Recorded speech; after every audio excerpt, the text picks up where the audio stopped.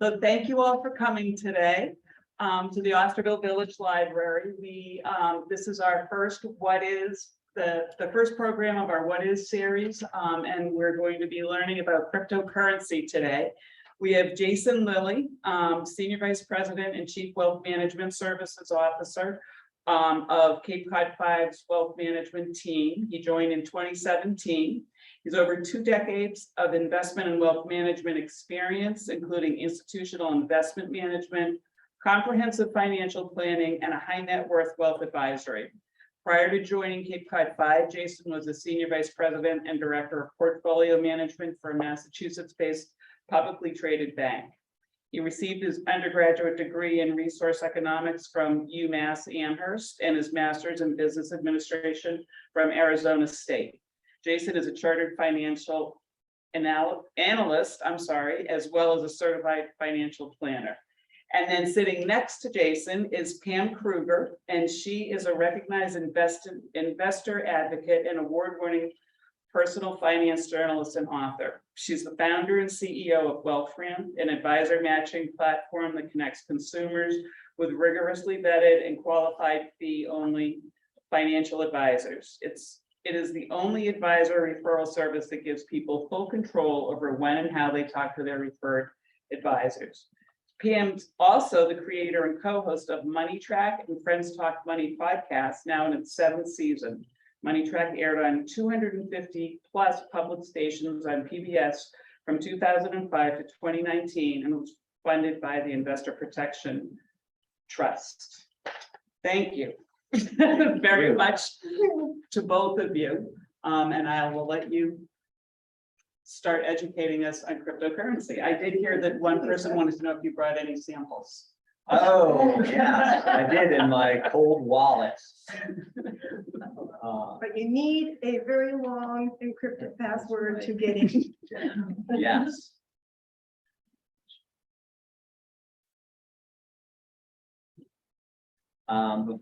So we did introductions. Pam, anything that you would like to add on your intro? No, just we are going to cover what is practical and what people are really asking the most about, and sometimes from the perspective of investors, but also just starting from the standpoint of what is. So that's kind of how we're starting out. And I would be remiss if I didn't put all the fun legal language up here, all the disclaimers. My employer, Cape Cod 5, would not be happy, and I share with you all that this is not intended to be investment advice. The views here presented by me are mine and mine alone, and aren't necessarily the views or opinions of Cape Cod 5. So, legal stuff aside, let's talk crypto. So we'll talk cryptocurrencies, digital assets, and I think it's a fascinating topic. Although, in my current role, it's not something that I work with on a daily basis. It's not something that we offer as a product solution for our clients. But I do find the topic fascinating. So I wouldn't describe myself as an expert, but I do a lot of reading and a lot of research on the topic.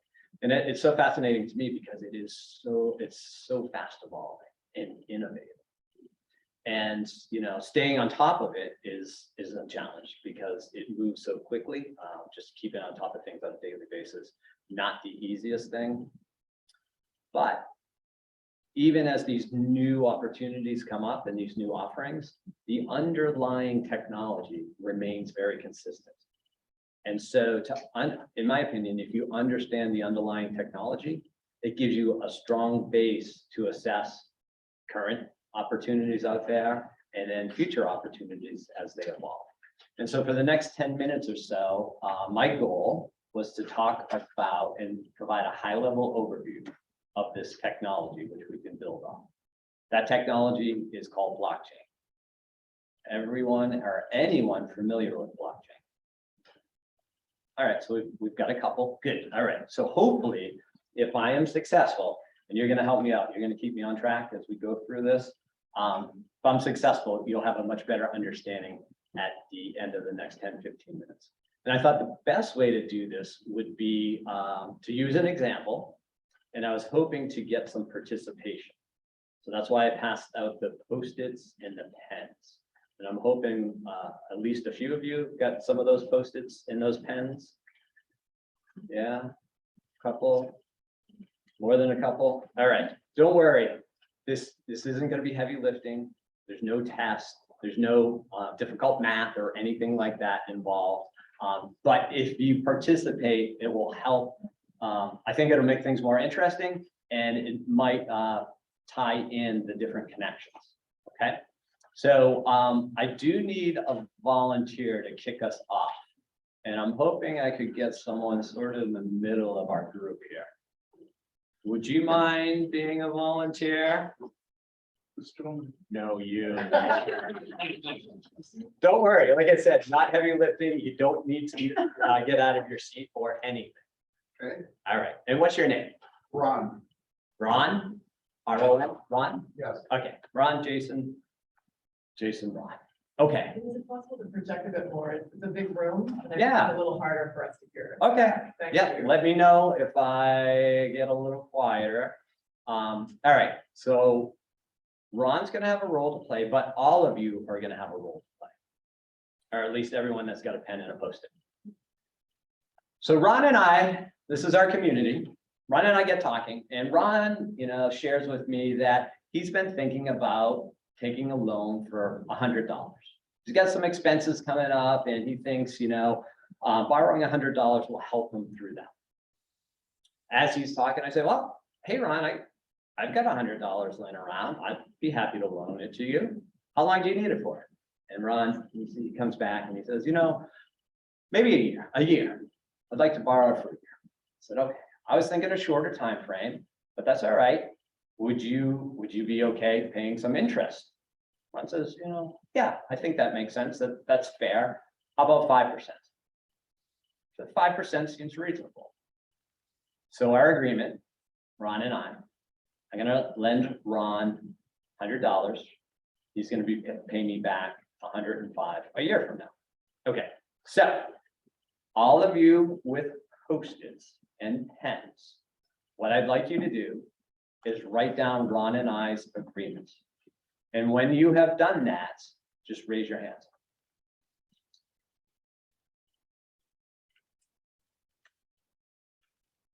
Jason to lend Ron 100, Ron to pay Jason back 105. So I lend Ron $100 on 9/29/22. Ron pays me back $105 on 9/29/23. Poor Ron, you're gonna owe 5%. everybody in the room. Once you're done? Okay. If you wouldn't mind, what's your name? Yeah. And if you wouldn't mind sharing that with anyone, closest person next to you other than Ron, sharing what you wrote down. I share with you. Sure. 100, no payback. 1 year. So Scott, you're going to verify for me that it is accurately written down? Yeah, she's got the gist of it. I'll let her know that So it's. that's a verification. Verification. When I loan Ron $100, Ron returns to me 105 1 year from now. Yes. Verified. Who else has written it down and has verified? Raise your hand. Okay. For those that you have done that, share that with whoever's next to you. And whoever is next to you, reciprocate. So you get a Post-it, you give a Post-it. Once you receive a new Post-it, you're going to read it and you're going to confirm and verify that it is accurately written down, that I am to lend Ron $100 and Ron is to return to me $105 1 year from now. Raise your hand once you have verified that your neighbor has written it down correctly. Okay. So we have at No least, consensus? yeah, that is consensus. And we don't have anyone in here that feels like it was not written down correctly or accurately, right? No one So- found any mistakes. No mistakes. So it's unanimous. We've got Ron and I's agreement written down. Okay.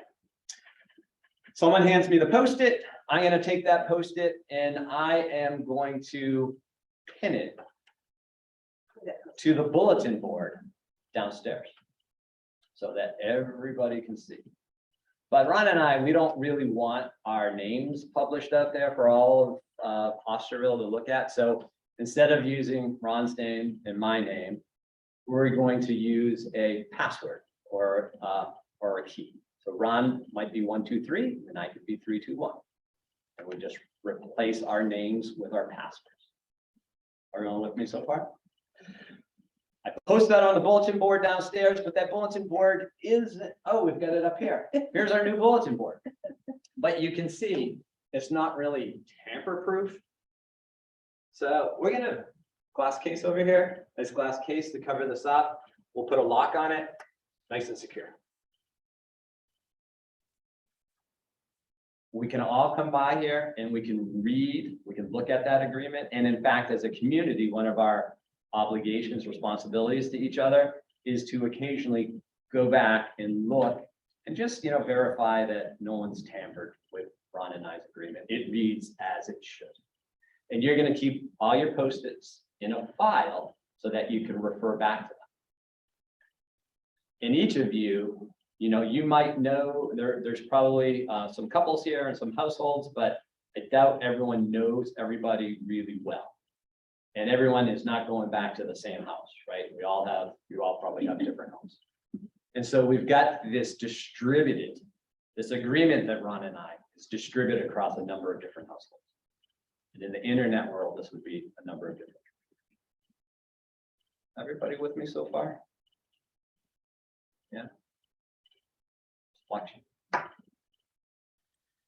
And that's one transaction recorded and verified here. And then if we do it again, and it's related and it becomes, the blocks are related to each other and the chain continues, it's immutable, it's transparent, and it is a secure way of distributing what happens on the ledger across the ledger as a chain of events. So it's more than just one transaction. It goes on and on and on and on. Yeah. So this example, pretty straightforward, pretty simple.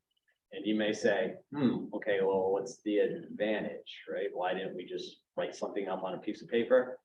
Probably would have for $100, probably wouldn't even do anything about it. But if it was 1,000 or 10,000 or 100,000, different story. And so some of the things that I talked about as we went through in this example are unique characteristics that make this blockchain technology so powerful. So there's 7.5 characteristics. Pam touched on a few. One of them is distributed. Each of you doesn't go back to the same household. And there's no centralized authority within our group that's saying, hey, I'll keep all the Post-its here, right? It's distributed out. Same with, blockchain through the internet. We had unanimous verification. We all were in agreement about Ron and I's agreement. There's no disagreement there. Once it's posted here, it's irreversible. Done. Ron can't get out of borrowing and I can't get out of lending. We also, when it goes up on the bulletin board, we timestamp it. So we know exactly when, 9/29/22 at 3:19, that agreement was entered into. We've got it all locked up. No one can access it or tamper with it, so it is secure. Another key characteristic is the ability to program it. So Ron and I, we came to an agreement, but Anne, it's like, that's not 5%. That's not a bad deal, but I'd like to get 4, and I don't need 100, maybe $50. Would you be willing to do that? And I say, no, but Pam says, oh, yeah, I'll lend you $50. We should be able to quickly write, reprogram that contract so it works really well between Pam and Ann. So programmable. This idea of making it anonymous. So instead of names, we're using some sort of password, some sort of key to keep everyone anonymous.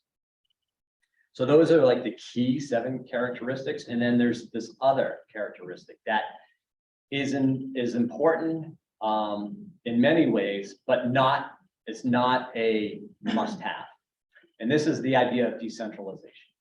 So with public blockchain, there's a number of these different households or computers that keep these files, these blocks, these transactions. That's what you were doing when you were verifying each other's proof of work, proof that that transaction was in fact what it was intended to be and described. Yes, 2 questions. yeah. One, how do you know 1, 2, 3 is me? So during the programming process, that is created and identified.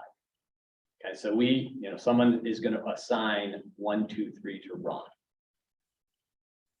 There's 2 keys, a public key.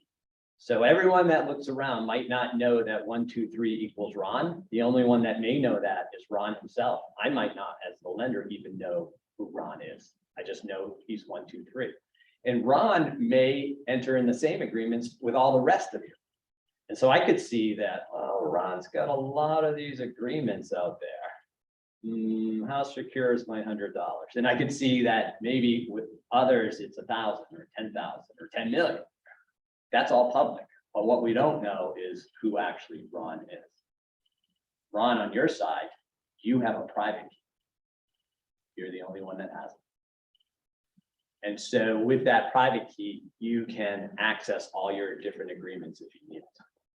If I have a second agreement with you or someone else, do I have the same password or identification? Same 1, 2, 3. Yeah, good question. It depends. It depends. Depends on what platform you're using. So that might not be the case. You might have a different key depending on the blockchain. No matter which answer you give, how do you find that out? Where does the center keep control of it all? That is a great question.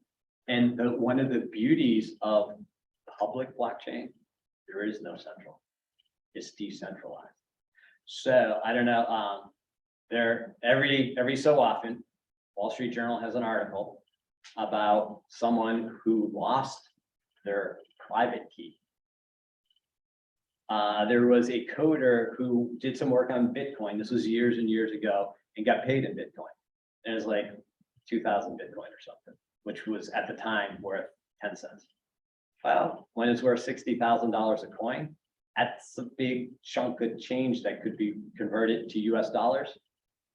Lost his private key, couldn't remember what it was. I forget what his, I think it was like $150 million or something. The landfill. Yeah. Hypnosis. So But you can wire, also because that's one of the risks. But in terms of tracking that transaction, you can always see a You lot of can- that's quite transparent on a website called like Ethereum, like Ethereum. Yes. You can always see money in, money out. And the technology, the blockchain technology is so critically important to the whole infrastructure going forward of where these cryptocurrencies like Bitcoin and how they evolve, because the evolution and personally, I really believe, the blockchain is like the next real big sort of wave of the internet. Because you can think of things in terms of practical usages, like the genealogy of a stock transaction. If you had a private company that issued stock and then it got sold to somebody else, or real estate records. And that's why states and government And big corporations are adopting blockchain because, as you can imagine, it makes the whole chain of events that normally takes a very long time for humans to verify, for banks, for any centralized kinds of repositories. They have to stop, they have to verify, they have to timestamp. That's why when you're selling your house and all the records that have to go from, this to that, and it takes 90 days. Blockchain reduces that down to, almost immediately. Every record is verified, and it's transparent, and it's immutable, and it's all tied to every transaction that happened to the one before it. So you can go back into the genealogy since the beginning of the first transaction. And that's why this is so mind-blowing as far as technology, as far as how, and then we get into the chapter of how the cryptocurrencies, Yeah, so, Let me tell you where I was going with the question.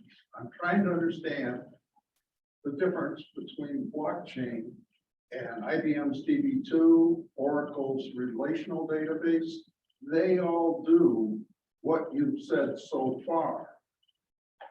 They do it differently. And there is no multi-level tie-in unless they create it as part of the application. And there was another difference. I would never be able to speak to the underlying technology of, one Oracle versus Ethereum's blockchain. But what I can say is, so Pam's point's really good. One additional point that I would add on that makes this so powerful. This is a single source of truth. So if we think about like an Oracle database, or if we think about a bank, Ron, let's say it's not $100, it's $100,000, buy a house or something. There's private lenders, but generally most of us go to a bank and say, yeah, I'm thinking about a property. I'd like to buy a property. What are the next steps? And you put together all your tax returns, and they run a credit report, and it goes to the loan committee, and then it's approved, and there's a closing set, and there's closing attorneys, and it takes time and it takes money. And one of the issues with that, one of the expenses is, you've got to pull all these different sources of information from different places. On the blockchain, it's all one centralized source of truth. And so that makes it at the most, it could take minutes, but usually it's seconds.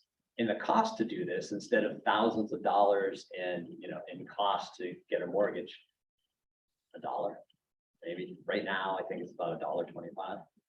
And if you're wondering, if you have the question of why would I go through all the hassle of trying to keep all these files and verify this and prove that, you get paid well. Right now, about $120,000-ish or $135,000 or so every 10 minutes.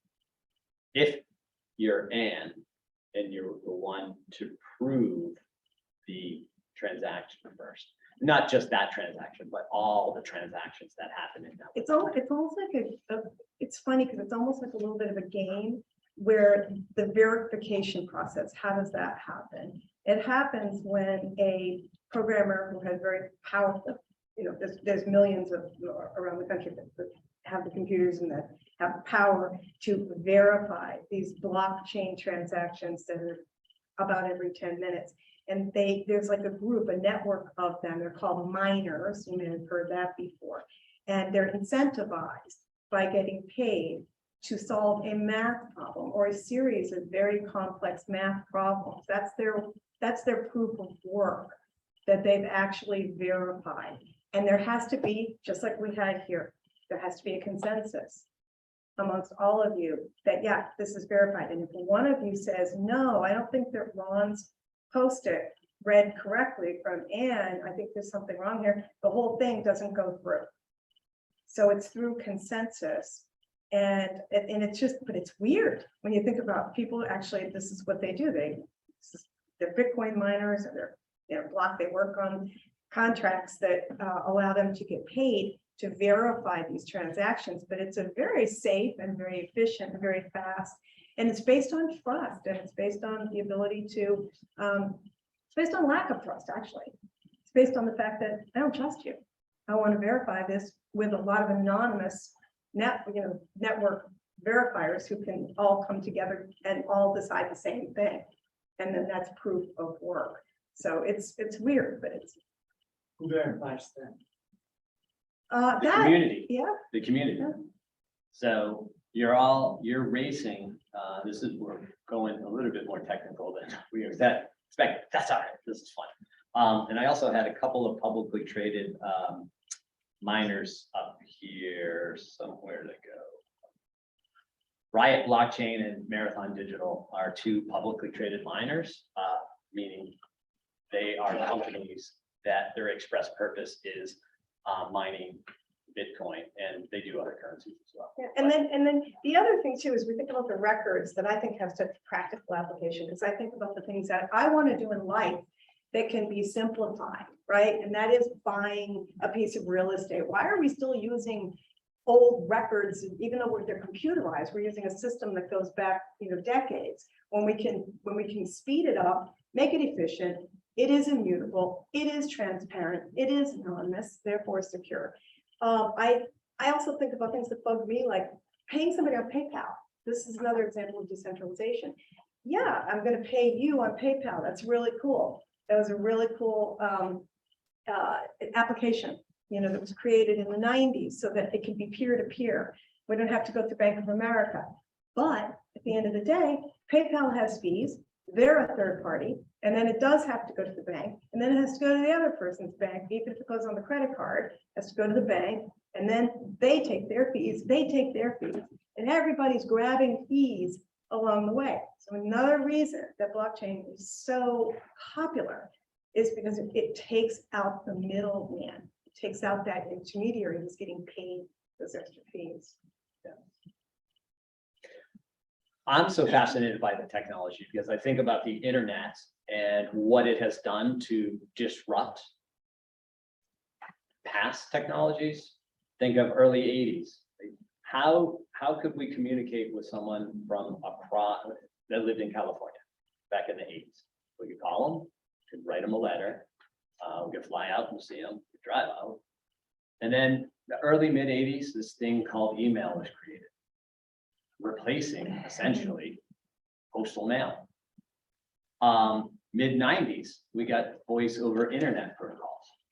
I remember when the telephone bill, we would go and negotiate like what we were going to pay, cents per minute for long distance calls. Remember cents per minute for long distance calls? That disappeared primarily because voice over internet, no charge.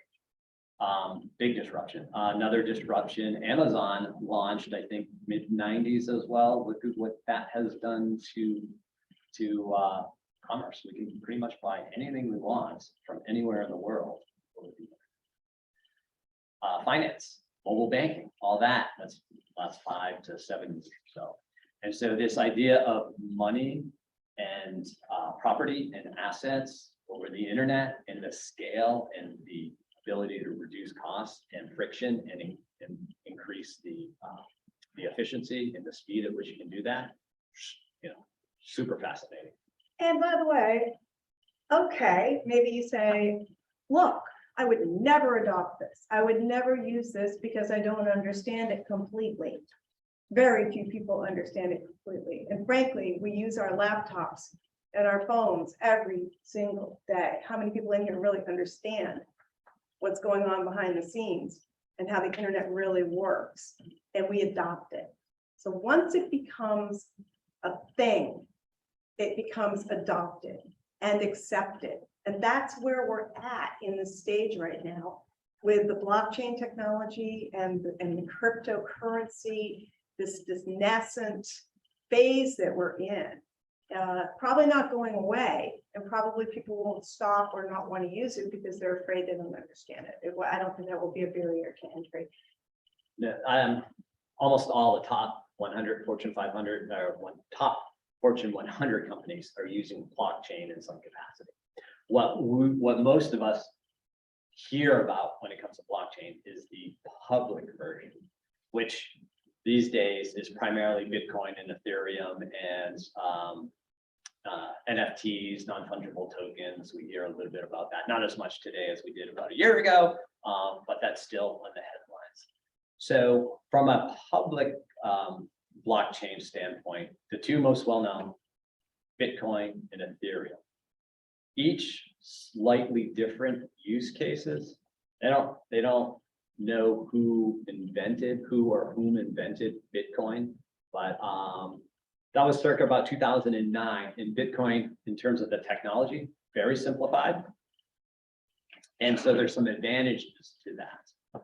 Really hard from a security standpoint, very secure, but from a flexibility standpoint, very inflexible.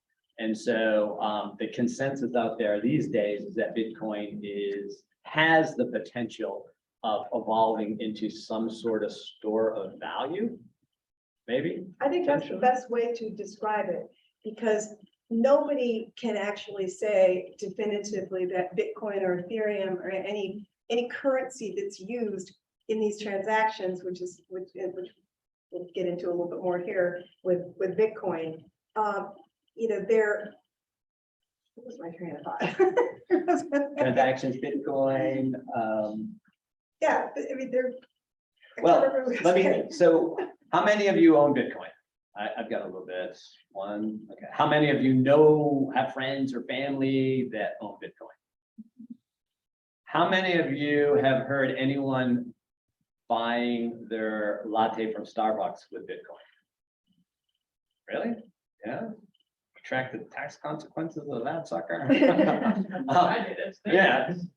So some people do, and you can. Starbucks accepts Bitcoin.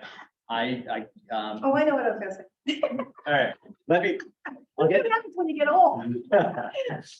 Yeah, I think the use case for Bitcoin is probably not from a transactional standpoint. That's not usually what we see. Not to say that there aren't a lot of trading volume. Some of the details up there, over 40 billion traded daily, but mostly large chunks for different reasons.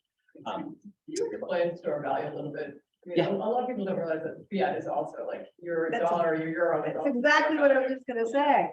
Yeah, it goes to exactly the point. If I take out a dollar bill and I hold it up, it's a piece of cotton paper with a dead president's face on it, right? And we all believe collectively that we all agree, we're in a contract with this, that it's a dollar. And that a dollar buys X or $5 buys this, et cetera, et cetera. So this is the genesis, this is the beginning, I should say, of the foundation of this becoming a currency, accepted currency. So right now it's considered a store of value. Some consider it, which I'll touch on in a couple of minutes, as an asset that can be traded, that can be invest in. A real accepted currency. Some people would argue vehemently that it is, others would say not yet, not yet. So this is how early we are in the whole game of it. But remember, the psychology, the collective psychology of people believing that a piece of paper is a store of value and is worth X and we can then do business is a function of those who want to believe in it. And if you get enough people believing in it, then you have a groundswell. And there's a lot of reasons, and we'll get into that, behind why people do believe in it. I'm just curious, can Bitcoin destabilize our sense of the value of the dollar? And when it begins to shift a certain way towards Bitcoin, away from people interacting with the dollar, will it just sort of naturally flow that way, or will somehow destabilize? Theoretically. Theoretically, I think the goal, because if we think about when Bitcoin emerged, 2009, what was the globe going through in 2009? Bit of a financial crisis at the time. And so I think one of the cases for this Bitcoin was an alternative store of value to fiat currency. This is can't be influenced by a central government. It's decentralized. There's no authority around this. There's a limited supply. Ultimately, there'll be 21 million, but that doesn't happen for over another 100 years. And so I think, that was the intention. Whether it becomes that remains to be seen. And in And between, yeah. there's a lot of volatility. There's a lot of questions around regulations. Regulators are scared to death of it. It's really difficult for them to get their fingers in it and to understand where their role is. And so they kind of tend to stay on the outside of it for the time being until it gets to be pretty much a mob turns into a town, turns into a country. But let's kind of dive into what, just for a second here, what drives the interest in this, aside from people who want to invest in the future of the blockchain and own Bitcoin because there's a tie with Ethereum, which is another coin we'll talk about in just a second. But the driver behind it is again, this collective psychology. So when it comes to investing and people wanting to have Bitcoin, own Bitcoin, invest in the future of these cryptocurrencies, even though they may not be their crypto stores of value, there's really, I found on the investing side of it, there's like 5 different really motivators that really pull people into this and are really pushing this movement, which is number one, what Jason just alluded to, which is because what happened with the credit crisis and the crisis of confidence in banks, because after all, it was the banks that screwed up in 2008 and with the credit crisis and the leverage. And not his bank. No. The practices of over leveraging, et cetera. But it was a credit crisis is where it all started. We know that. So because of that, this is where that group came from.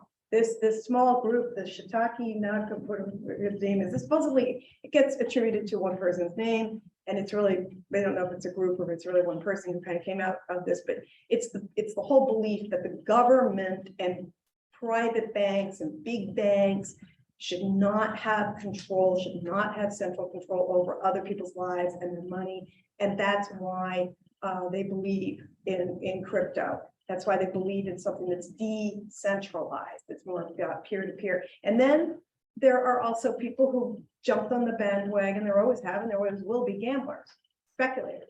These are the types of, they're not investors. You can't really call yourself an investor if you're playing the phonies on Saturday and you're playing crypto on Monday.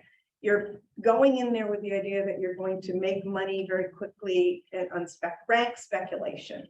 And that creates a whole buzz on the internet and a whole world unto itself, chat rooms and Reddit, and people get sucked into all these different things that they want to get involved with the gambling. So you got the people who are the government. I hate the government. I hate the central banks. I don't want anything to do with that. We need a different system, democratize it. And then you got the gamblers. And then you've got this other group that I fall into, which is I really believe in the technology. I believe in the blockchain technology that underscores these cryptocurrencies on which they are based. We talked about blockchain, and that's kind of where this is going with contracts and the way business is done using blockchain, and then the coins that kind of relate to and you can do business around it with. And then it becomes more widely adopted that way as well. It becomes a giant, it's just a way to look at, do I believe that this is the future? And yeah, I personally do. And then there is the fourth group that are institutions. And those are bigger, and call them gamblers sometimes. They're bigger institutions like hedge funds that have billions and billions and billions of dollars who are coming into the market or coming into the cryptocurrency, the Bitcoin or the Ethereum, whatever coin it is, and they're buying and selling on a huge scale. And that influences, because then the Wall Street Journal is writing about it. The more the Wall Street Journal and Barron's write about it, the more you're going to read it, the more you're going to think about it. And that's why you're here, because you're curious about it. And then the fifth group are those who have really mainstream. And I'm in that category as well, where I've accepted that I don't know what I don't know, but I feel like I understand enough of this where I want to be an investor. I want to own some Bitcoin. I want to own some Ethereum. I'm not worried about the price, in at its highest point being what's in the 60,000 range. And then January being at 48,000, and now it's down to what? 20-ish. 21,000 for the value of each coin. And there's a limited number of Bitcoin, okay, in terms of Bitcoin, there's 21 million that's been capped. So there is there is that finite amount. So the value, of course, is fluctuating up and down. And that is going to be just a function for a long time. And if you're looking to make an investment and you don't want volatility, this would not be an investment for you. But mainstream, that fifth group of mainstream investors like me are people probably like you that might invest maybe as much as 1% of my entire investment portfolio in any crypto asset at all. We're not talking about taking 25% of our investment retirement portfolio and deciding to invest in crypto or any just blockchain technology in general. It's really adopting it mainstream by owning a little tiny piece of it. It keeps you interested, keeps you engaged, and that's how a lot of people are. That's how a lot of investment advisors, when their clients come to them, a lot of financial advisors and the clients say, should I own Bitcoin and cryptocurrencies as a hedge and way to diversify because the stock market is dropping? And the answer is, we have no idea. And so far, it is not proving to be a good way to hedge stock market ups and downs. So that's why investment advisors will say 1%, 2%. Is that true? Because that's where you're not giving advice, but you're. No, I mean, if one of my clients came to me, I would say, yeah, very, very minimal, 1%, 2% max. But I would probably encourage them to focus more in the 0% range. Just because in terms of what our process, we tend to be much more on the conservative side. But I'm like you, I'm fascinated by the technology. And so I think having just a little bit of skin in the game keeps me engaged and, constantly researching and educating myself. If I could impart one major statement or something to think about, I'm a little, I wish Bitcoin wasn't immediately defined or termed a currency. I think it does a great disservice to all the currencies. If I could offer up an alternative view, and that is from a technology standpoint. So instead of thinking of like Bitcoin versus Ethereum or some of the thousands of other tokens and coins out there, in my view, it's more like a Microsoft versus an Apple. Not to say that Bitcoin and Ethereum are going to end up being the Microsofts and the Apples of the crypto world. I have no idea. But this idea that it's a more of a technology than a currency. Do you want to talk a little bit about Ethereum and how Ethereum ties to the smart contract, just real quick, just to tie the blockchain transaction to the actual currency aspect of it. And that helps as well delineate between the Bitcoin and Ethereum, because they each have slightly different use cases. We talked about Bitcoin as a potential store of value. Ethereum was really designed 2014, 15, I think, as a way to facilitate smart contracts. So our original example with Ron and I, that contract, we could program that.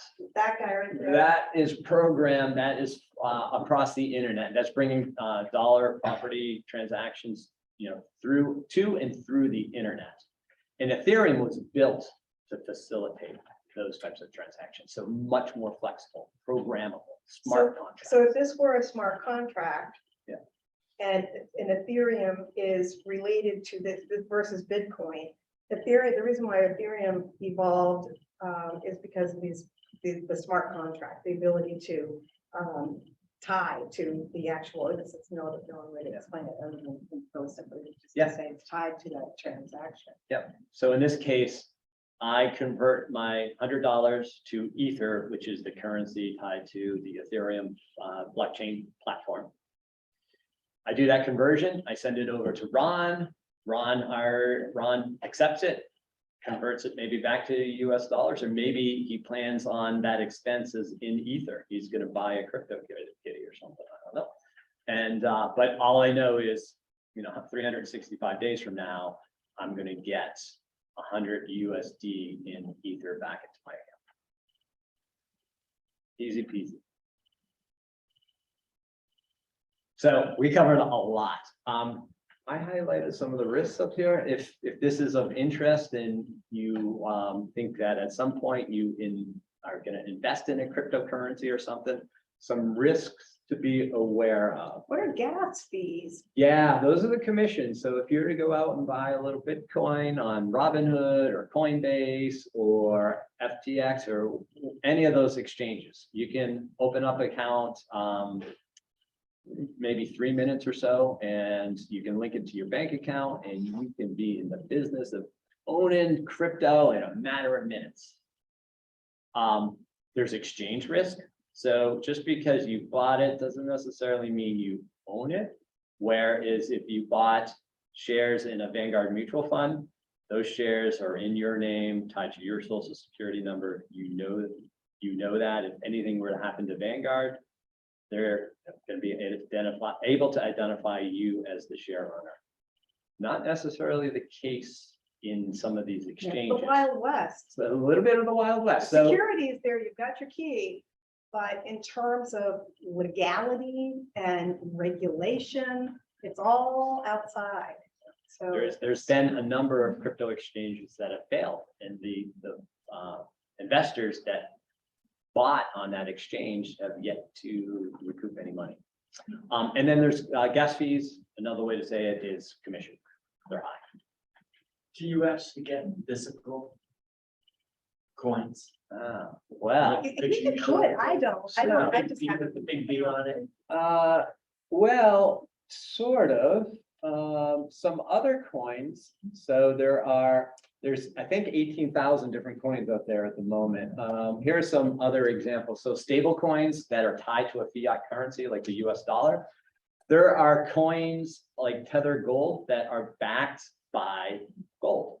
And in some cases, I don't know which ones do this and which ones don't, but in some cases, you can exchange your digital gold coin for the actual physical substance. So if you get enough, you can trade them in and get an ounce of gold back. Is this what you see on television advertised? I don't know. I don't watch TV all that much. So I don't know. It could be. It could be.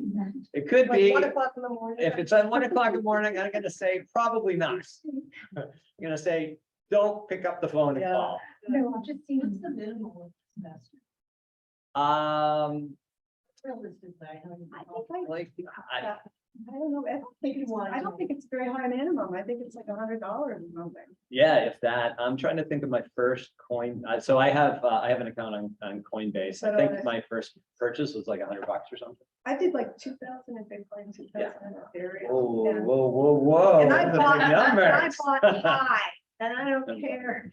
We're so at the beginning of this. I mean, the real question is, what's it gonna take for this cryptocurrency, you call it cryptocurrency, to move from a store of value status to a currency? What's it going to take? How will it evolve? What will happen in the meantime? How will the dark web continue to profit and benefit from using these coins because, this as a currency? Because obviously this is, really untrackable. It's secure. It has all the right features for, really bad actors in big ways, which it does, drug cartels, etc. So there's a lot of individual investors who don't take it seriously. There are others who are kind of coming into just being curious. But how long will it take to really evolve? That's a You question. mentioned earlier that there's a certain amount of Bitcoin released, but it's planned over 100 years. And I assume that means there's more releases in the future. Yes. To get to that 21 21 million. million. Every time when there's a release, is it going to devalue that coin? Not necessarily, because there's It's like stock when it splits. there's Like the over, Federal Reserve. yeah, less so than how many dollars. So there is roughly 19 million Bitcoin in circulation now. So we're not far from that 21. And there's 2,000 different coins and more than 2,000 different Bitcoin types out there. Bitcoin's the one we know. Ethereum's the one we know. Cardano, but these are the well-known. So it's another couple of I thousand. know, but as an investor, I want to invest in the ones I know, not Right, the 2,000 I don't know. right, That's like saying invest in dollars or right. But invest in that as well. right, but my point is that the marketplace is crowded and therefore is Bitcoin going to continue to dominate? You know, that's the thing. As other coins emerge and you're kind of betting on horses in the race, Bitcoin's not the only game in town. No, I hear you. Right, I think a good analogy is the late 90s, the tech boom. So there's going to be some Amazons that emerge from this. There's going to be some pets.com and MySpaces and AOLs. There's going to be way more of those than of the Amazons. So which ones do you so own and Scott, why? the devaluation question of Bitcoin as they release more is also wholly dependent upon the environment in which it's functioning, you know, with everything else going on outside external to it. So then it's tied back ultimately to like a supply and demand. It's really tied And back to, the demand comes from consumers saying, I want Bitcoin. that's right. Versus I want Ethereum. And the adoption of blockchain Yeah. technology, Very similar to, sorry, early internet. Yeah, it's very much like the early internet. in many ways, yeah.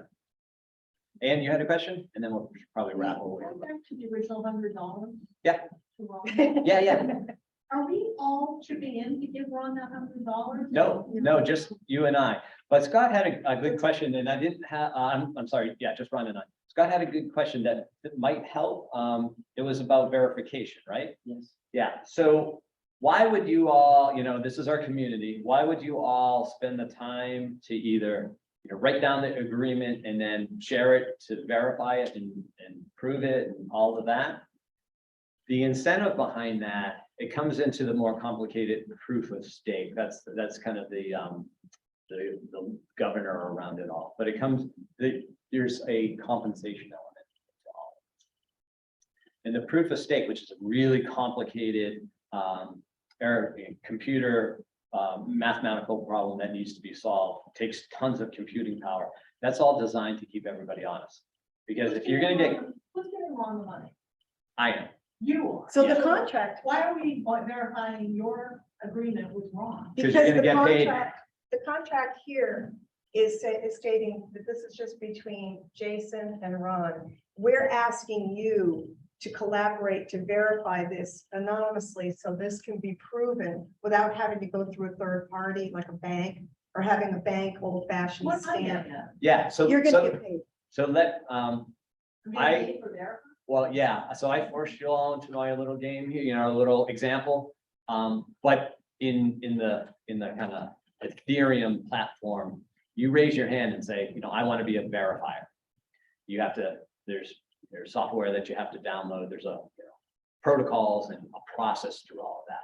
But in so doing, you have the ability to, as a verifier, earn income. In the case of Bitcoin, that verification process happens about, so they verify blocks or they release blocks every 10 minutes or so. And if you are the prover, so the first one to raise your hand, which you were in, you will be compensated. Right now, it's 6.25 Bitcoin. So that's about $135,000 payday for you. You have to have, the verifiers have to answer a complex math problem in order to be able to get paid.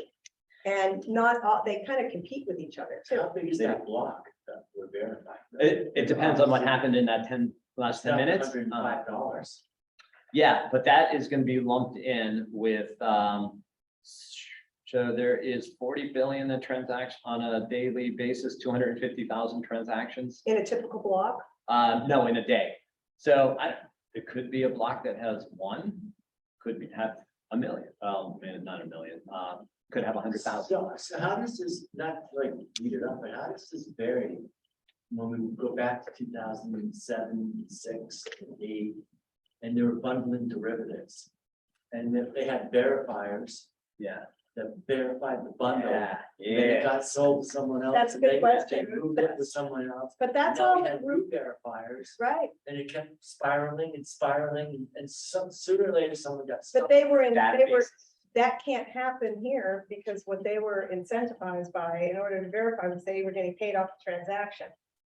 So they were getting paid a percentage of the transaction, they're getting big. So they wanted that transaction to be verified and that's the way they got paid. They weren't really verifying, Scott, they weren't verifying, they were participants.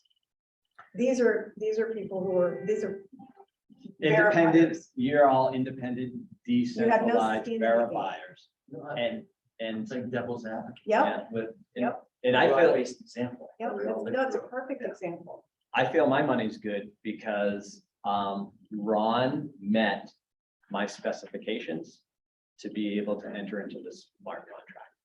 And so whatever my specifications were, income of, So if I'm not a verifier, how am I making money? yeah, so as a, as part of the community, you were the first to raise your hand and say, I've written it down and it's written down accurately. So in the terminology, you're the prover.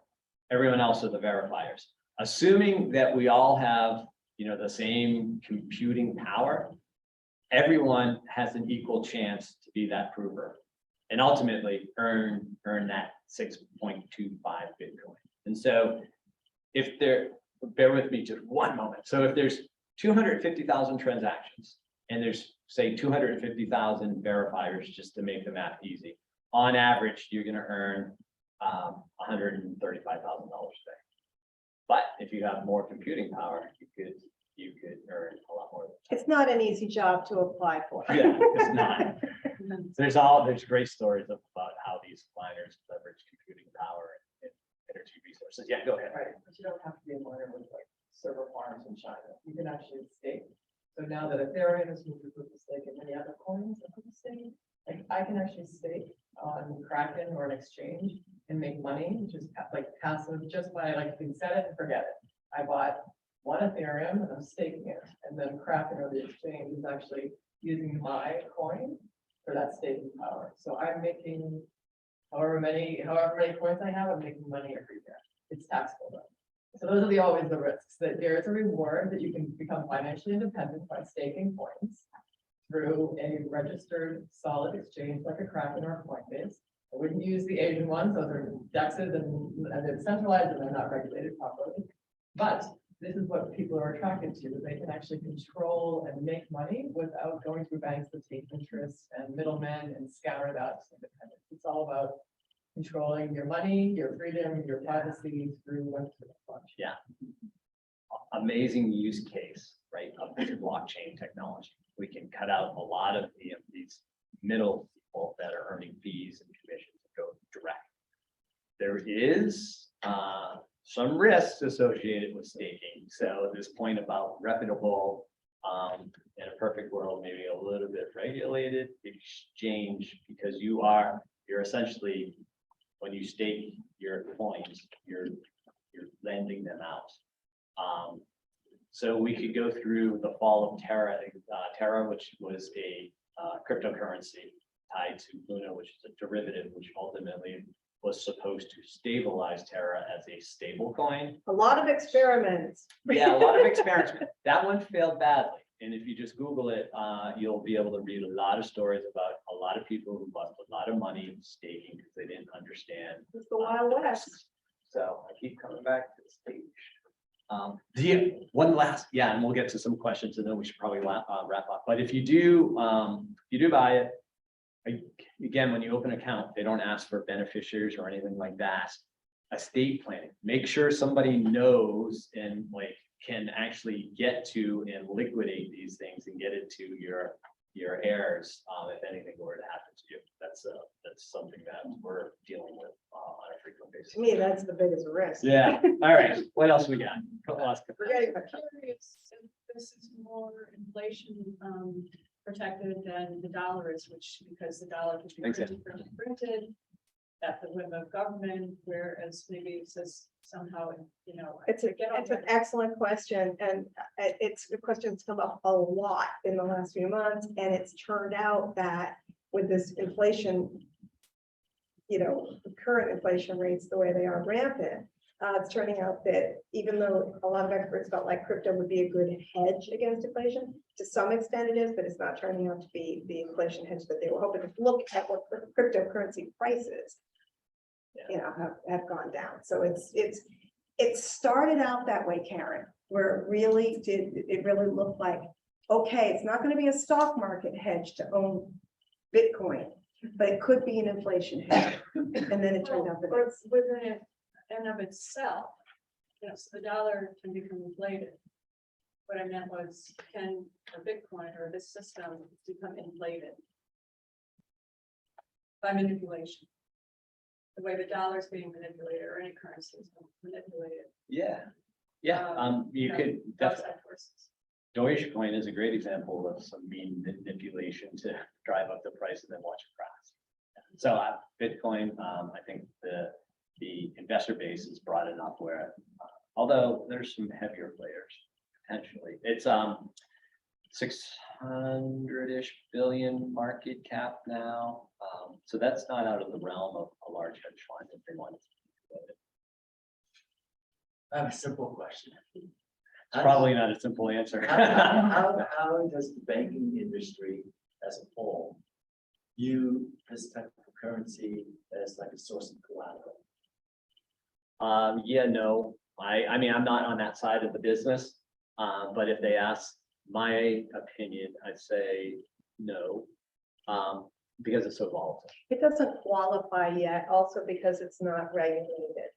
So in that sense, it's recognized by those, the 5 groups we talked about that recognize it.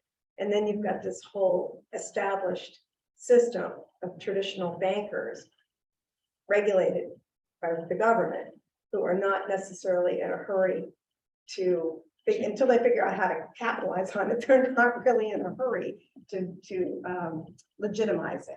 So therefore, they're probably not going to participate until they can figure out a way that they can do so, make money, and protect themselves. It's hard. It's the Wild West right now. This is the very, very, very beginning of this whole world. The advent of crypto, the advent of blockchain. I hope this was helpful, Any other questions? or maybe more confusing. Yeah. I feel like when I watch the news, I'm gonna a little bit better at understanding. Conceptually, it's you know, it's not too difficult to understand Ron the wants his money process back. or. Ron wants his money back. But yeah, once you get into the weeds, it starts to blow out of proportion. Ron, last, I want to pay off my 105. you got it. You keep the 5. We're all So sold. my long-term concern is Congress has already passed a bill since we are going to a digital currency. MIT and several universities are working on it. It's probably going to happen. Oh, yeah. And it's not exactly like any of the ones that exist today. It's a combination. Yeah, And since it's not cast in concrete, we don't know what it a new is horse in the exactly. race.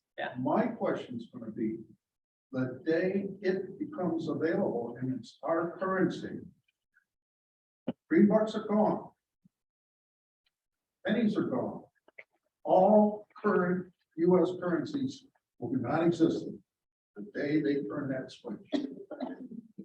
What does that do to the digital coin?